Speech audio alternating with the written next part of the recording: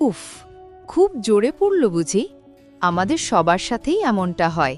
তাড়াহুড়ো করে চা বা কফির কাপে চুমুক দিলেন আর অমনি জিভটা পুড়ে একাকার। তারপর শুরু হয় সেই বিচ্ছিরি জ্বালা আর অস্বস্তি, এমনকি খাবারের স্বাদও পাওয়া যায় না। আজকের ভিডিওতে আমি আপনাদের জানাবো জিভ পুড়ে গেলে তৎক্ষণাৎ কী করলে আপনি নিমেষেই আরাম পাবেন।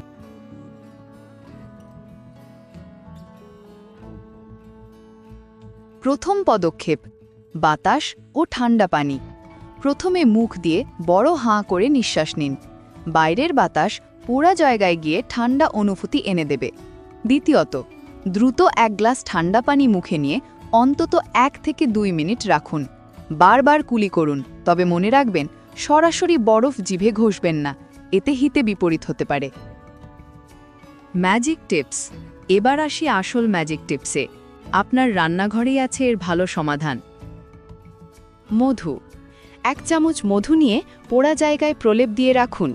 মধু হল প্রাকৃতিক অ্যান্টিব্যাকটেরিয়াল এবং এটি দ্রুত জ্বালা কমাতে সাহায্য করে। যদি মধু না থাকে তবে পোড়া জায়গায় সামান্য চিনি ছিটিয়ে দিন, এটি অদ্ভুতভাবে আপনার জ্বালা কমিয়ে দেবে। শীতল সমাধান, দই বা দুধ। আপনার ফ্রিজে যদি টক দই বা ঠান্ডা দুধ থাকে তবে 1 চামচ মুখে নিয়ে কিছুক্ষণ রাখুন।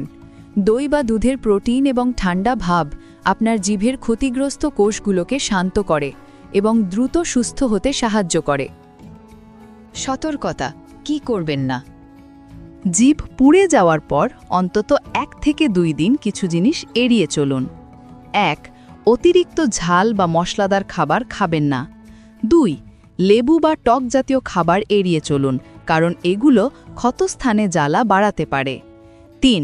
এবং অবশ্যই জিভ পুরোপুরি সুস্থ না হওয়া পর্যন্ত আবার গরম পানীয়তে চুমুক দেবেন না। ছোট্ট এই টিপসগুলো যদি আপনি মেনে চলেন তাহলে জিভ পোড়ার কষ্ট আর আপনাকে ভোগাবে না। আপনার কোনো বন্ধু কি সবসময় এমন গরম চা খেয়ে জিভ পোড়ায়? তবে এখনই তাকে এই ভিডিওটি শেয়ার করুন।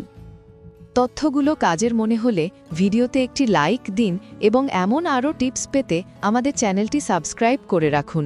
সুস্থ থাকুন, সাবধানে চা পান করুন। ধন্যবাদ।